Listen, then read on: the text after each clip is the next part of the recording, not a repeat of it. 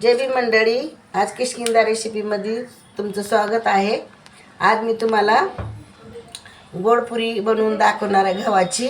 त्यात तुम्ही मैदाही वापरू शकता थोडासा, पण मी पूर्ण गव्हाची करणार आहे. कारण आपण कसं चहा बरं 4 वाजता कसं खाऊ शकतो, 4-5 चहा केला की चहा बरं खाऊ शकतो. आतापासून ठोस खातो, बिस्किट खातो, तसं न खाण्यासाठी मी तुम्हाला एक अशी रेसिपी दाखवते, गोडपुरी. आता गोडपुरीमध्ये कशी बनवायची ते दाखवते. हे गव्हाचं पीठ घेतलेलं आहे, चाळून घेतले, एक टोप भरून घेतले. तुम्हाला जेवढं घ्यायचं तेवढं करू शकता. ही मोठी मसाला वेलची आहे. हे 7 मसाला वेलची जसे आपल्याला आवडत त्या वापरू. हे 7 मसाला वेलची आहे. हे थोडंसं मीठ टाकायचं आणि ह्याच्यात थोडी ही पिठी साखर टाकायची. मी घरीच बनवून घेतली आहे, मला घरातच बनवलेलं आवडतं आहे. हे 1 वाटी आणि आवडीनुसार गोड करायचं. जास्त गोड नसेल आवडत तर नाही करायची. आता हे असं मिक्स करून घ्यायचं आणि मसाला वेलची कुटून घ्यायची, त्याची पावडर करून. आणि जास्त बारीक पण करायची नाही, पण कुटून घ्यायची. आणि असं ह्याच्यात तूप टाकणार. तुम्ही तूप टाकू शकता, तेल टाकू शकता. असे 4 चमचे तेल किंवा तूप टाकू शकता. असं मिक्स करून चांगलं घ्यायचं. आता कोणी थोडंसं दूध पण वापरू शकतो, दूध घट्ट. आता आपण मळून घेतले पीठ, झाकून ठेवायचं आता 15-20 मिनटं. आणि नंतर ह्याच्या पुऱ्या करायच्या आपल्याला 4 नाश्त्यासाठी. आणि आपण 8 दिवस ठेवू शकतात डब्यात घालून. थंड झाल्यावर आपण काढून खाऊ शकतो, मुलांना आपल्या देऊ शकतो. बटर टोस्ट खाण्यापेक्षा, बिस्किटं खाण्यापेक्षा हे खाऊ शकतो आपण घरी बनवलं, आणि कमी खर्चामध्ये बनतं. आता आपण ह्याला झाकून ठेवूया थोडं आणि नंतर पुरी बनवूया. नरम झाले. आता ही अशी पिठाची पुरीची एवढं पीठ घ्यायचं गोल. आता हे असं लाटून घ्यायचं. आणि ही जाड झाली तरी चालते, तुम्हाला जर पातळ हवी असेल तर पातळ करा. पण मी थोड्या जाड ठेवते, कारण त्या कसं नरम अशा सॉफ्ट लागतात म्हणून.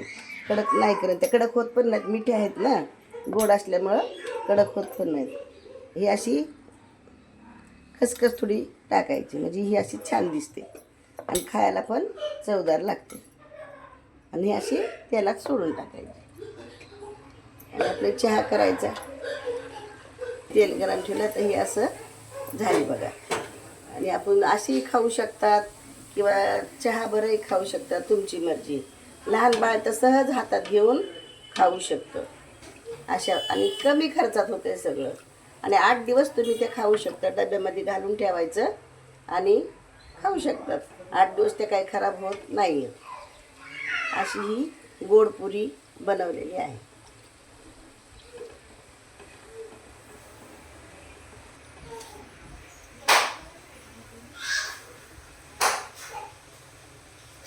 बघितली कशी झाली बघा.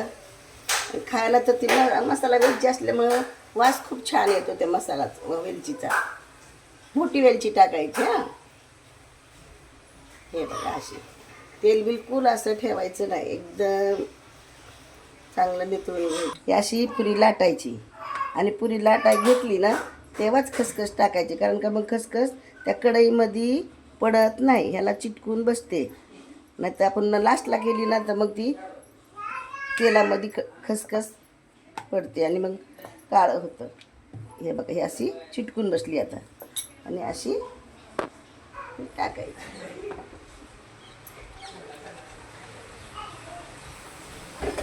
फक्त गव्हाच्या पिठाची आहे.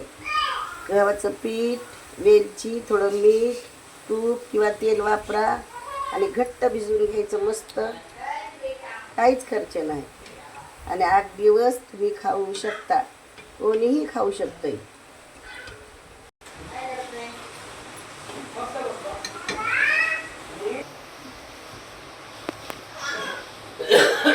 जरा ती काय तेलात नाही पडली, दिसते ना खसखसी बघा, दिसते ना. मग अशी एकदम खटखटीत सुकी काढायची. आपलं तेल बी जास्त जात नाही आणि काहीच नाही. अशा प्रकारे ह्या पुऱ्या तळून घेतलेल्या आहेत. बघा कशा दिसतात.